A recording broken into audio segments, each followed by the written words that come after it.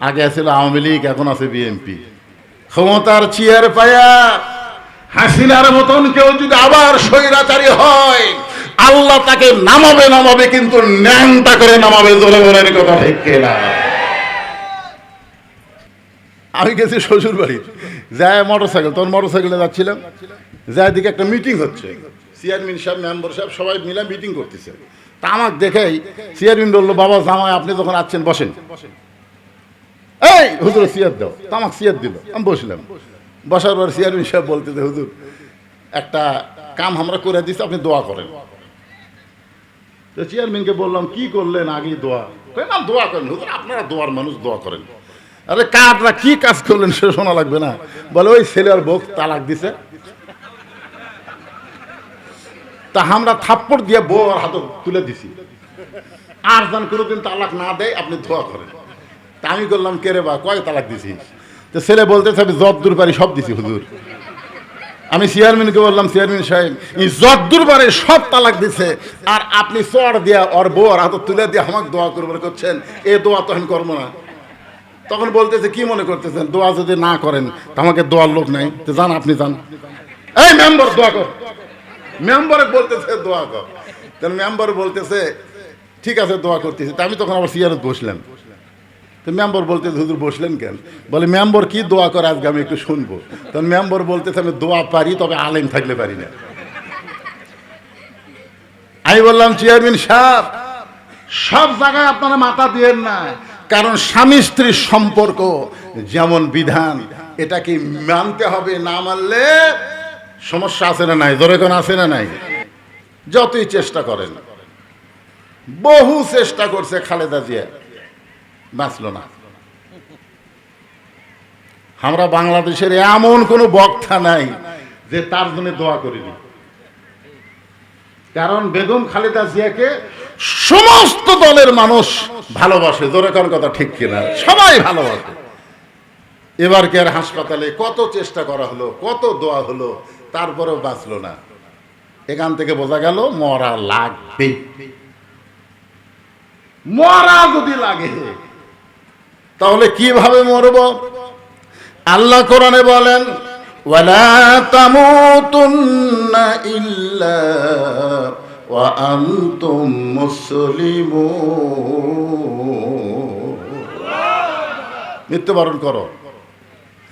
আল্লাহ বলতেছেন তোমরা মৃত্যুবরণ করো, তবে মুসলমান না হয়ে তোমরা মৃত্যুবরণ করো না।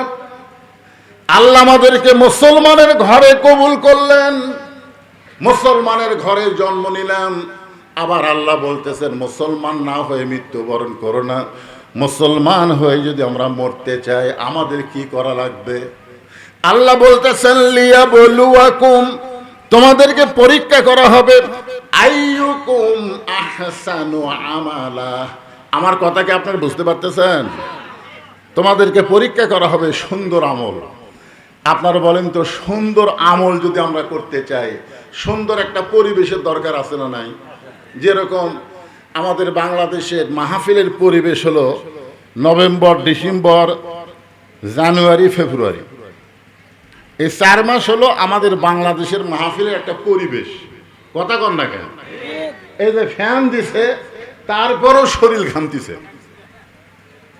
তার মানে আপনি যতই চেষ্টা করেন শ্রাবণ মাসে মাহফিলের পরিবেশ হবে না। কথা কন না কেন? হবে। গরম লাগতেছে, আপনাদের সবাইকেই গরম লাগতেছে। এই যে এখানে আল্লাহ কি বলতেছেন, আইয়ুকুম আহসানু আমালা, তোমাদেরকে সুন্দর আমলের পরীক্ষা করতে হবে।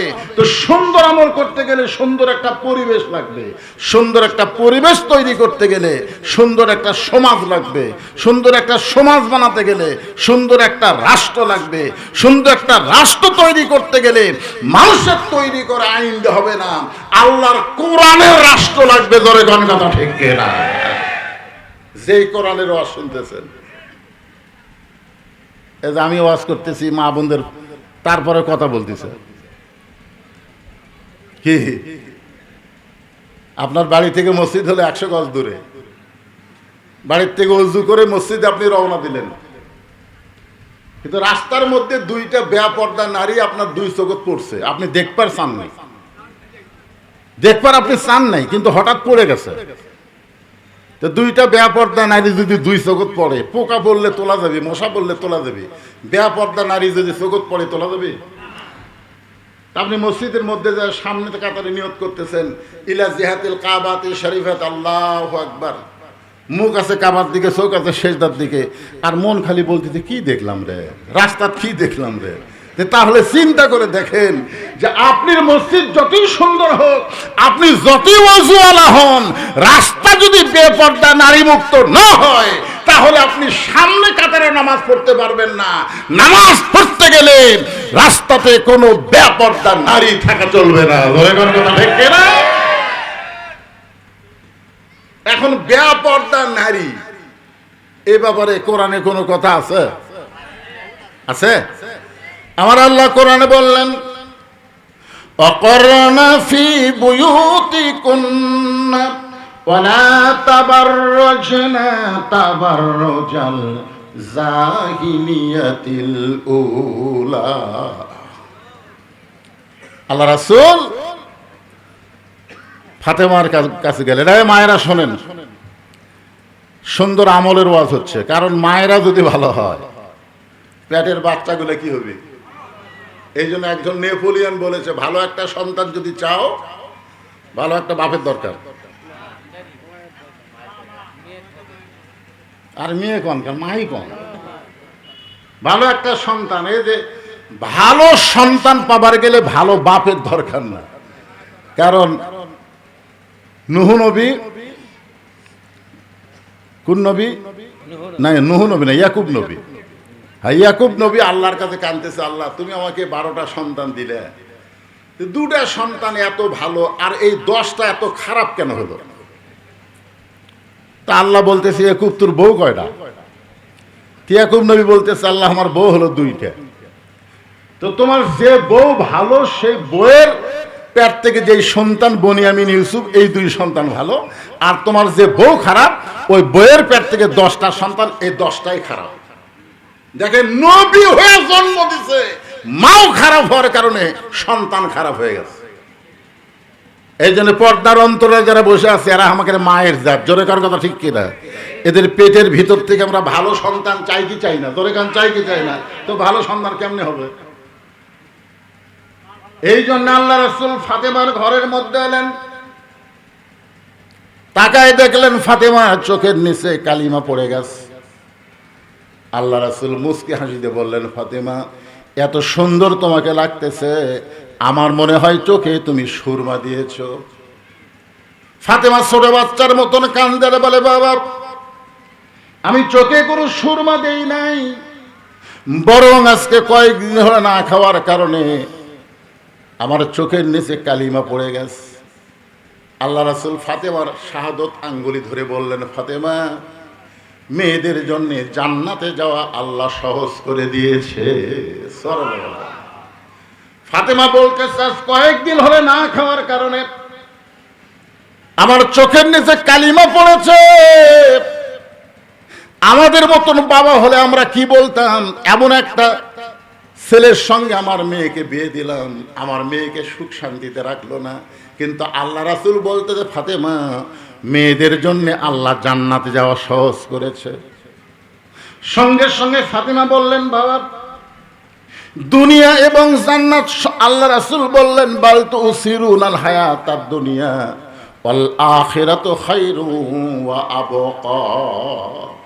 তুচ্ছ একটা দুনিয়া, কয়দিনের জন্য। আখিরাতের কথা শোনো ফাতেমা, তুমি জান্নাতে যাবে, মাত্র 4টা আমল। মায়েরা শোনেন, মাত্র 4টা আমল করবেন। 1 নম্বর হলো 5 ওয়াক্ত নামাজ, 2 নম্বর হলো রমজান মাসের রোজা, 3 নম্বর স্বামীর কথা মতো চলা, আর 4 নম্বর হলো সতীত্বের হেফাজত, পর্দা করা। আল্লাহ রাসূল বললেন, ফাতেমা এই যে 4টা আমলের মধ্যে নামাজ কিন্তু সব সময় পড়া লাগবে না। 24 ঘন্টার মধ্যে মাত্র 5 বার নামাজ পড়লেই নামাজের হক আদায় হয়ে যাবে। আল্লাহ রাসূল বললেন, ফাতেমা রমজানের রোজা 1 মাস রোজা করলে রোজার হক আদায় হবে, 12 মাস রোজা করা লাগবে না, মাত্র 1টা মাস রোজা করলে রোজার হক আদায় হবে। ও ফাতেমার স্বামী যখন খেদমত চাবে তখন স্বামীর খেদমত করবা, তুমি ইচ্ছা করে খেদমত করবা না, স্বামী চাইলে করবা, নচেত করবা না। কথাটা কিন্তু গুরুত্ব দিয়ে শুনবেন। আল্লাহ রাসূল বললেন, স্বামী যদি খেদমত চায় তাহলে স্বামীর খেদমত করবা, তুমি ইচ্ছা করে করবা না, স্বামী চাইলে করবা। যদি স্বামী খেদমত না চায়, কোনো বউ যদি স্বামীকে গিয়ে খেদমত করে, তাহলে বুঝবেন এর ভিতরে কি আছে, এর মধ্যে ভেজাল আছে। হঠাৎ যেদিন দেখবেন আপনার বউ আপনাকে অতিরিক্ত খেদমত করতেছে, অতিরিক্ত আপনার প্রশংসা করতেছে, বুঝবেন সেই দিনে আপনার বাপ মায়ের বিরুদ্ধে কথা বলবে। ধরে কোন কথা ঠিক না? হ্যাঁ, মানে আপনার বাপ মায়ের কাছ থেকে আপনাকে আলাদা করার জন্য হঠাৎ খেদমত করবে, ভালোবাসবে, বুঝবেন এটার মধ্যে ভেজাল আছে। অতিভক্তি চোরের লক্ষণ। এই জন্য আল্লাহ রাসূল বলেন, ফাতেমা স্বামী যখন খেদমত চাবে তখন খেদমত করবা। ও ফাতেমা, মেয়েদের জন্য সবচাইতে গুরুত্বপূর্ণ ইবাদত হলো শরীরের হেফাজত, পর্দা করা। এই পর্দাটা কোনো সময়ের জন্য না, কোনো বছরের জন্য না, এই পর্দাটা নারীদের জন্য আল্লাহ সব সময়ে ফরজ করে দিয়েছে। ফাতেমার কাছে একটা ওড়না ছিল। আমার মায়েরা যদি প্রজেক্টরের মাধ্যমে দেখতে পান তাহলে একটু খেয়াল করে দেখেন, আমার কাছে একটা পাগড়ি আছে। ফাতেমা ওড়নাটা এভাবে মাথার উপরে দিয়ে যখন আল্লাহ নবীর সামনে মুখটা ঢেকে বললেন, বাবা এই মুহূর্তে আমি পর্দার মধ্যে ঢুকে গেলাম, এই মুহূর্তে আমি পর্দার মধ্যে ঢুকে গেলাম। সঙ্গে সঙ্গে আল্লাহ নবী বললেন, আমিন। ধরে কেন সুবহানাল্লাহ। মেয়ে বলতেছে নবীর কাছে, বাবার কাছে, বাবা এই মুহূর্তে আমি পর্দার মধ্যে ঢুকে গেলাম। সঙ্গে সঙ্গে আল্লাহ নবী বললেন, আমিন। কিছুদিন পরে আল্লাহ বলে, হাবিব আপনার কথা মতো আপনার ফাতেমা পর্দাকে এমন ভাবে গ্রহণ করেছে, আমি ফাতেমার পর্দাকে কবুল করে সাইদাতুন নিসাই আহলিল জান্নাহ ফাতেমাতুজ জোহরা, আমি ফাতেমাকে জান্নাতি নারীদের নেত্রী বানায়া দিলাম। সুবহানাল্লাহ। আল্লাহ রাসূল এসে ফাতেমাকে বললেন, ফাতেমা তুমি নামাজ পড়ো, রোজা করো, স্বামীর খেদমত করো, তোমার ওই তিনটা ইবাদতের কারণে আল্লাহ কিন্তু তোমাকে জান্নাতি নারীদের নেত্রী বানায়নি, তোমাকে জান্নাতি নারীদের নেত্রী বানাইছে পর্দার আমল করার কারণে। সুবহানাল্লাহ বলেন। আমি মা বোনদের জন্য বলবো, মা যতই আমল আপনারা করেন, আপনাদের 1 নম্বর আমল হলো পর্দা। জোরে করে 1 নম্বর আমল কি? পর্দা। এখানে ওয়াজ শুনতে আইছেন, আপনি কথা বলতেছেন আর সেই কথা বক্তার কানে আসতেছে। মেয়ে মানুষের জোরে কোরআন শরীফ তেলাওয়াত করাও জায়েজ নেই, জানেন? মেয়েরা যদি জোরে কোরআন তেলাওয়াত করে পরপুরুষ শুনতে পায় তাহলে সওয়াবের বদলে পাপ হয়। কোরআন শরীফ যদি জোরে পড়লে পাপ হয়, তাহলে জোরে কথা বলতেছেন। আল্লাহ রাসূল বললেন, ফাতেমা আল্লাহ তোমাকে জান্নাতি নারীদের নেত্রী বানিয়ে দিয়েছে। সুবহানাল্লাহ বলে। ফাতেমা সেই হাসতেছে, কি হাসি! জান্নাতি নারী নেত্রী, বোঝেন না? এই খবর দিয়ে রাসূল যখন দরজার থেকে বাইরে আইছে, ইতিমধ্যে আল্লাহ পাক জানাচ্ছে, ওগো নবী আপনার মেয়েকে একটা খবর দেন। আল্লাহ রাসূল বললেন, আল্লাহ কি খবর? বলে, খবরটা হলো আপনার ফাতেমা জান্নাতীদের নেত্রী হলে কি হবে, আপনার ফাতেমার আগেও একটা মেয়ে জান্নাতে যাবে। সুবহানাল্লাহ। ফাতেমা জান্নাতের নারীদের নেত্রী হবে, তার আগেবারে একটা মেয়ে জান্নাতে যাবে। সেই মেয়েটা এমন কি আমল করে? আমার মায়েরা যারা পর্দার অন্তরালে একটু ধৈর্য নিয়ে বসে থাকেন, আমি আপনাদেরকে বলবো, এখন আমার ভাইদের সামনে বলতেছি। আল্লাহ বললেন, লিয়াবলুয়াকুম আইয়ুকুম আহসানু আমালা ওয়া হুয়াল আজিজুল গফুর। এখন আসেন, আমরা যারা পুরুষ মানুষ, এই খুব খেয়াল করে শোনেন, মেয়েদের 1 নম্বর সুন্দর আমলের নাম আমি কিছুটা ওয়াজ করলাম, পর্দা। ধরেকার নাম কি? আর পুরুষের 1 নম্বর সুন্দর আমলের নাম হলো নামাজ। ধরেকার নাম কি? যার নামাজ নাই তার কি নাই? না, যার নামাজ নাই। আমি 4টা হাদিস কই, কয়টা? একটু গরম হলো, মনোযোগ দিয়ে শোনেন বাজান। সিজন শুরু হতে বহু দেরি। আপনার এলাকায় কি আর কোনো মাহফিল হবে? আপাতত হতে পারে আমাদের জীবনের শেষ মাহফিল, হতে পারে কি পারে না? পারে তো। 1 নম্বর হাদিসটা শোনেন, কঠিন হাদিস। লা সালাতা লা ইমানা, যার নামাজ নাই তার ইমান নাই। এখন আপনারা কারা কারা ঈশার নামাজ? কষ্ট নেন না, ফজর পর্যন্ত বাঁচার গ্যারান্টি দিবার পারবেন, এখান থেকে বাড়ির যাওয়ারই গ্যারান্টি দিবার পারলেন না, তাহলে ফজর পর্যন্ত বাঁচবো এরকম গ্যারান্টি আমাদের আছে? তাহলে যারা ঈশার নামাজ না পড়াও আর শুনতেছেন,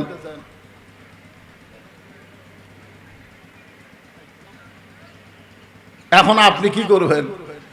আল্লাহ বলেছেন অসুবিধা নাই, তুমি নিয়ত করো, তুমি নিয়ত করো ফজর থেকে আমি একটা ওয়াক্ত নামাজ বাদ দেব না।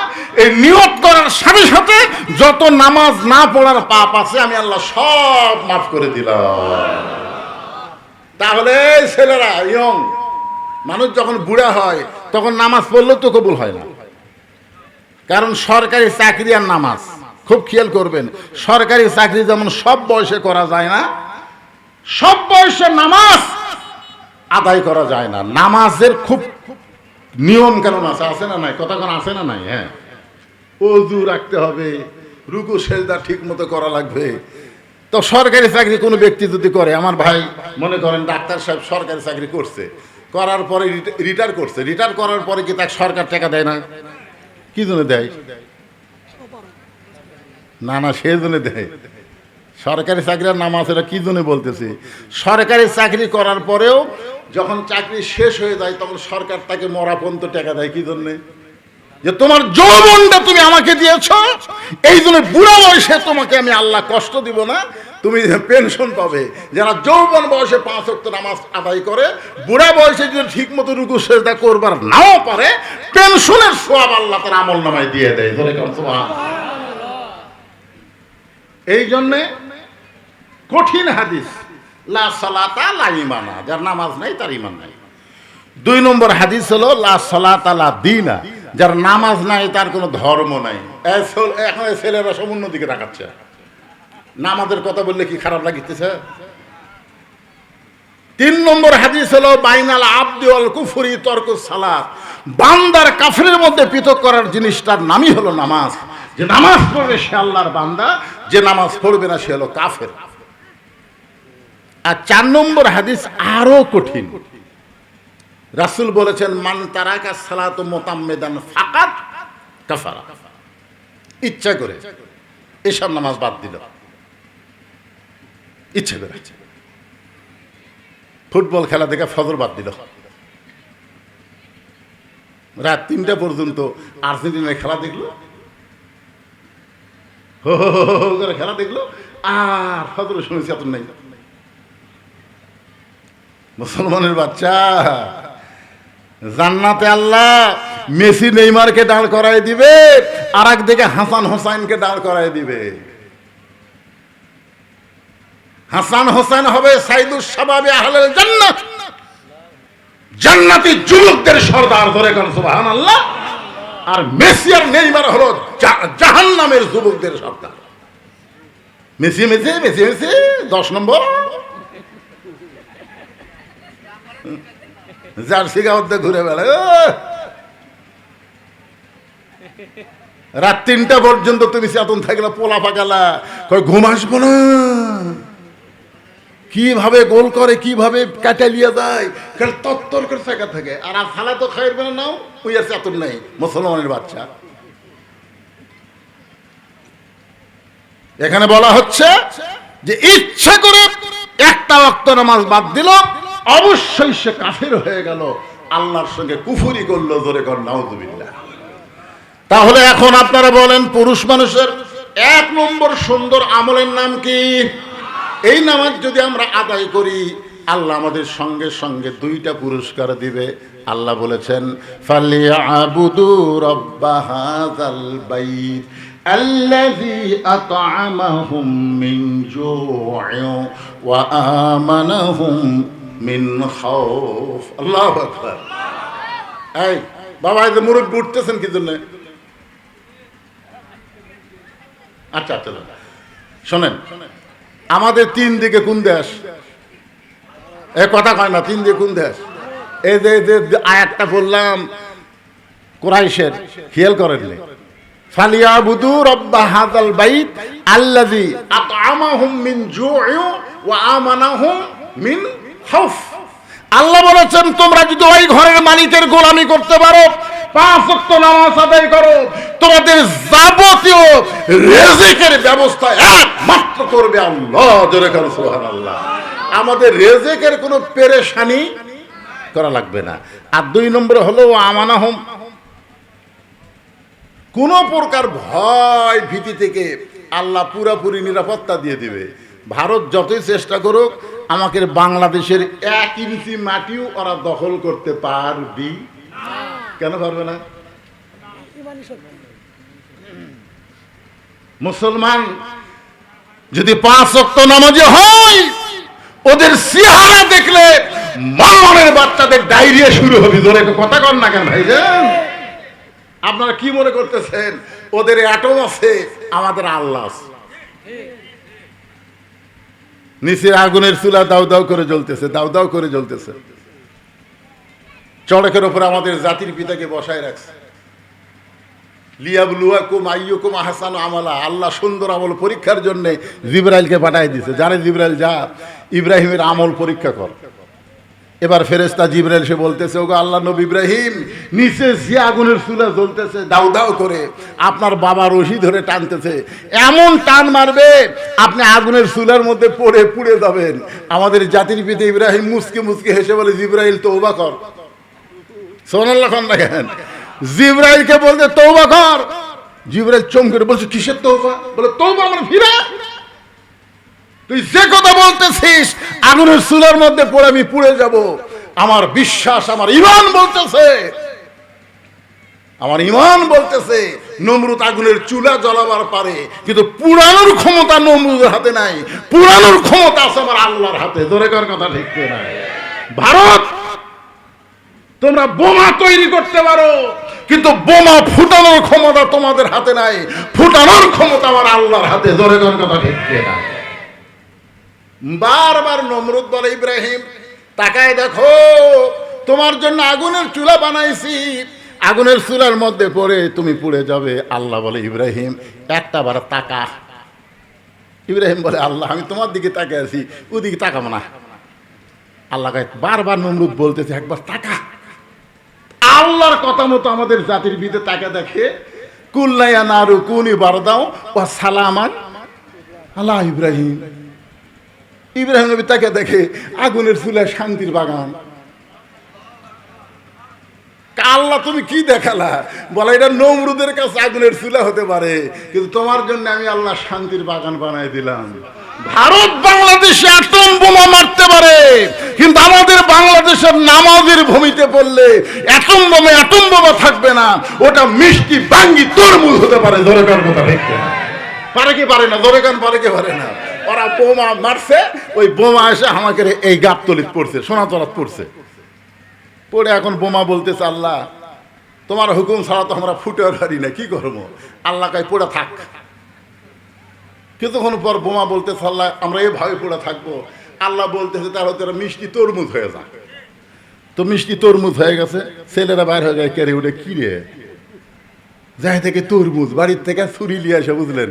ওরা কাটা কেটে যখন খাচ্ছে, ভারতেরা দূর থেকে অনুবীক্ষণ যন্ত্র, দূরবীন যন্ত্র দেখতেছে বোমার খবর কি, দেখে যে কাটিয়ে খাচ্ছে। এরা বোমা কাটিয়ে খায়। এই জন্য আল্লাহ বলেছেন, ও আমানাহুম মিন খাউফ, যাবতীয় ভয় থেকে আমি আল্লাহ তোমাদেরকে পুরাপুরি নিরাপত্তা দিয়ে দিব। একমাত্র আল্লাহ ছাড়া নামাজের অন্তরে অন্য কারো ভয় থাকবে না। ধরে কান সুবহান। তাহলে পুরুষ মানুষের 1 নম্বর সুন্দর আমলের নাম হলো নামাজ। জোরে বলেন নাম কি? আর নারীদের জন্য 1 নম্বর সুন্দর আমল হলো পর্দা। এই নামাজ আর পর্দা, এটা বজলুসুদের ওয়াজ দেওয়া হবে না। এখন আপনারা বলতেছেন, হুজুর আপনি আবার কোন পেঁয়াজ ধরতেছেন? পেঁয়াজ না, আপনারা বলেন আমার আজকের এই ওয়াজ দিয়ে আপনারা কি সবাই ফরজ নামাজ পড়বেন? না না না, যারা এসা পড়ছে তারা তো ইনশাল্লাহ কবেনি, যারা এসাই পড়েনি মনে করেন। না, নামাজ হবে, বাংলাদেশেও নামাজ হবে, অসুবিধা নাই। কারণ বাংলাদেশের প্রধানমন্ত্রী তারেক রহমান কিন্তু 5 ওয়াক্ত নামাজ পড়ে। এই হুজুর, এই বসো বাবা হুজুর, আমাদের বর্তমান প্রধানমন্ত্রী 5 ওয়াক্ত নামাজ পড়ে, এই ব্যাপারে কোনো সন্দেহ নাই। এখন ব্যাপার হলো প্রধানমন্ত্রী পড়ে, আর যেগুলো মন্ত্রী আছে তারকেও পড়া লাগবে না? কথা কন, তারকেও কত পড়া লাগবে। কিন্তু এক প্রধানমন্ত্রী পড়লো, অন্য মন্ত্রী পড়লো না, তাও তো হবে না। এই জন্য ওয়াজ দিয়া নামাজ হবে না, তার একটা প্রমাণ দেবে আমি। বিরক্ত হচ্ছেন? আপনারা বলেন তো, এই 5 ওয়াক্ত নামাজ আল্লাহর নবী কখন পাইছে? মেরাজ কোন বছর হচ্ছে? না, এটা নবুয়তের 10ম বৎসর। নবুয়তের 10ম বৎসরে মেরাজ আছে। এই মেরাজে আল্লাহ নবী 5 ওয়াক্ত নামাজ পড়ছে। এই 5 ওয়াক্ত নামাজে নবী মক্কাত আসলেন এবং আসার পরে 3 বছর থাকলেন। কয় বছর? 3 বছর থাকলেন। তো একদিন নবী আল্লাহকে বলতেছে, আল্লাহ আপনি যেখানেই নামাজের কথা বলেন সেখানে আপনি বলেন আকিমুস সালাত, নামাজ কায়েম করো, নামাজ কায়েম করো। আপনি তো কোরআনের কোন জায়গায় বললেন না ইকরাউস সালাত, নামাজ পড়ো, নামাজ পড়ো। নামাজ পড়ার কথা কোরআন হাদিসের কোনো জায়গাতে নাই। আপনি সব জায়গায় খালি নামাজ কায়েমের কথা বলেন। কিন্তু মক্কায় বর্তমানে যে পরিবেশ চলতেছে, এই পরিবেশে তো নামাজ পড়া যাচ্ছে কিন্তু কায়েম তো করা যাচ্ছে না। আজকে মসজিদের নেতা, সমাজের নেতা হতে পারতেছে না। আল্লাহ বলেন, হাবিব মক্কায় আপনি হলেন ইমাম, আবু জেহেল হচ্ছে নেতা। যেদিন আপনি ইমাম, আপনি নেতা হবেন, সেদিন নামাজ কায়েম হবে। আর সেই পরিবেশ মক্কায় হবে না। ওই পরিবেশ নিতে গেলে আপনাকে হিজরত করা লাগবে। আল্লাহ নবী হিজরত করলেন, মদিনায় আসলেন, সর্বপ্রথম একটা মসজিদ তৈরি করলেন। সেই মসজিদের নাম হলো মসজিদে কোবা। আল্লাহ রাসূল বলেছেন, মসজিদে কোবা এমন একটা দামি মসজিদ, যেই মসজিদে 2 রাকাত নামাজ পড়লে আল্লাহ খুশি হয়ে তার আমল নামায় একটা ওমরা হজের সওয়াব দিয়ে দেয়। আজান দিল হযরত বেলাল, নামাজ কায়েম হচ্ছে। খুব খেয়াল করেন, নামাজ কায়েমের মধ্যে লাভটা কি? নামাজ যখন কায়েম হবে, আওয়ামী লীগ করেন, বিএনপি করেন, জাতীয় পার্টি করেন, জামাত করেন, তাবলীগ করেন, পীর মুরিদি করেন, আজান শোনার পরে সবাই মসজিদের মধ্যে ঢুকবে। জোরে কোন ঠিক কিনা? নামাজ যখন কায়েম হবে, সামনে কাতারে একজন মুসল্লি লাগবে। এসপি দাঁড়ায় আছে কিন্তু তার কাছে একটা মুসল্লি নাই। একটা মুসল্লি না হলে তো কাতার পুরা হচ্ছে না। এসপি তাকায় দেখে দরজায় চৌকিদার খাড়া হয়ে আছে, দরজায় চৌকিদার খাড়া হয়ে আছে। এখন এসপি বলতেছে আই, চৌকিদার বলে না স্যার আপনি এসপি, আমি চৌকিদার। এসপি বলতেছে ওটা বাইরের কথা, ওটা বাহিরের কথা, তুই চৌকিদার আমি এসপি, এটা হলো বাহিরের কথা। ভিতরের কথা আমরা 2 ভাই একসঙ্গে নামাজ কায়েম করতে চাই। জোরে কর সুবহানাল্লাহ। এই কথা শোনার পরেও চৌকিদার সাহস পায় না। তখন এসপি নিজের জায়গা ছাড়িয়ে আসে চৌকিদার হাত ধরে, কেরে তোকে ডাকি যাস না কেরে, কাছে খাড়া করে বলতেছে দাঁড়া। তো চৌকিদার ভয়ে 4 আঙ্গুল পিছনে দাঁড়ায়। এসপি বলতেছে পাগল, নামাজ কায়েম করবার গেলে তোর পায়ের গোড়া আমার পায়ের গোড়ার সাথে মিল করা লাগবে। চৌকিদার বলতে স্যার আপনার পায়ের গোড়া তেলতেলা, আমারটা ফাটা। কারণ আপনি ভালো জুতা মহদ্দা থাকেন, আর আমার জুতা কিনারে বসে নাই, খালি পায়ে দৌড়াই, পায়ের গোড়া ফাটা। হঠাৎ রুকুর থেকে সেজদাত গেলে যদি তেলতলা ফাটা ঘষ্টন লাগে, এসি কয় পাগলা হলো বাইরের কথা, ভিতরে কোষ করে। ভিতরে আমরা ভাই ভাই ফাটা তেলতেলা এক হয়ে যাবে। জোরে কর সুবহানাল্লাহ। নামাজ যখন কায়েম হবে তখন আওয়ামী লীগ, বিএনপি, জাতীয় পার্টি আলাদা কোনো কাতার হবে না। 14 দল 20 দল ভাঙ্গা সব মুসলমান এক কাতার হবে। জোরে কোন কথা ঠিক কিনা? এক কাতার হবে, এক কাতার। নামাজ যখন কায়েম হবে তখন দেখতেছি ইমাম সাহেব মায়ের অসুখ, ইমাম সাহেব মাকে নিয়ে গেছে হাসপাতালে। এখন মসজিদের মধ্যে সব মুসল্লি, জামাত ইসলাম, আওয়ামী লীগ, বিএনপি, জাতীয় পার্টি। হুজুর নাই, কেরে হুজুর নাই, কেরে হুজুর কুটিরে খোঁজলা থেকে জামাত ইসলামের মধ্যে একটা হুজুর আছে। তখন আওয়ামী লীগ বলতেছে কে ভাই সামনে যা,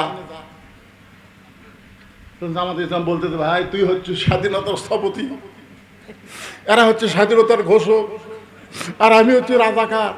তারপর কত পাগলা নামাজ কায়েম আছে আর রাজাকার আর মুক্তিযোদ্ধা আছে, এখন যাই যোগ্য তাই সামনে যাবে। জোরে কোন কথা ঠিক কথা বলে। এই নামাজটা কায়েম করতে গেলে মানুষের তৈরি করা সমাজ দেওয়া হবে না, ওয়াজ দেওয়া হবে না, আল্লাহর কোরআনের আইন লাগবে। জোরে কোন কথা ঠিক কিনা? তাহলে আল্লাহর কোরআনের আইন যদি আমাদের বাংলাদেশে আমরা চালু রাখতে চাই, তাহলে আপনারা বলেন তো কোরআনের সাথে আমাদের সম্পর্ক রাখার দরকার আছে না নাই? একটা গাছ দিয়ে তিনটা জিনিস বানাছে, সাধারণ যুক্তি। গাছ একটা জিনিস বানাছে কয়টা? তার মধ্যে একটা হলো খাট, একটা হলো সোফা, আর একটা হলো রেহাল। গাছ কিন্তু একটা, জিনিস বানাছে তিনটা, একটা খাট, সোফা, আর একটা হলো রেহাল। আপনারা বলেন তো তিনটার মধ্যে দাম বেশি কার? সবাই ছেলেবেলে তোমরা কি বুঝবার পর রেহাল বোঝো? তোমরা রেহাল বোঝো? যার উপর কোরআন সব থুইয়া পড়ে, ওর নাম কি? তো রেহাল মানে একই গাছের আগে খাট বানাছে, তারপর সোফা বানাছে, সামান্য কাঠ বাঁচছে। এখন মিস্ত্রি বলতেছে ভাই এই কাঠ দিয়ে কি করি? তখন বলতেছে কিছু যদি না হয় পুড়ে খামো। গাছালা বলতেছে, মিস্ত্রি বলতেছে ভাই একটা কাম করি, রেহাল বানাতে। তো বলতেছে তুমি কিন্তু খাটের আর সোফার টাকা পাবে, রেহালের কিন্তু টাকা। তখন বলতেছে সোয়াবের নিয়তে বানাতে মরে। এখন সোয়াবের নিয়তে রেহাল বানাতেছে। এখন আপনারা বলেন তো খাট আর সোফা কোন জায়গার থাকে আর রেহাল থাকে কোন জায়গা? রেহাল সবার উপরে থাকে। একদিন ইংরেজ কোরআন শরীফ লিভার দেয়, বুঝছেন? কোরআন শরীফ লিভার দিয়ে ফট করে অসতর্ক মুহূর্তে রেহালটা পড়ে গেছে। যেই পায়ের কাছে পড়েছে রেহালক তুলে 3 বার চুমা খাচ্ছে। রেহাল বলতেছে কে রে খাট সোফা, কিরে তোরকে খবর কিরে? আমি পায়ের কাছে পড়ে গেছি, আমাকে 3 বার চুমা খাই, তোরকে চুমা। তখন খাট আর সোফা বলতেছে ভাই আমাকে তো খালি লাগতেই রে। এখন তোরা বলতো আমার চুমা খায় তোর তো নাকটাই, কারণ কি? তখন খাট আর সোফা বলতেছে আমাদের সম্পর্ক হলো মানুষের সাথে আর তোর সম্পর্ক হলো আল্লাহর কোরআনের সাথে। তাহলে আল্লাহর কোরআনের সাথে সম্পর্ক রেখে একটা রেহাল দাম যদি বাড়ে, সেই কোরআনের সঙ্গে কারা কারা সম্পর্ক রাখবেন? 2 হাত তুলে আমার আল্লাহকে দেখান। লিল্লাহ দেখবেন, হাত নামা।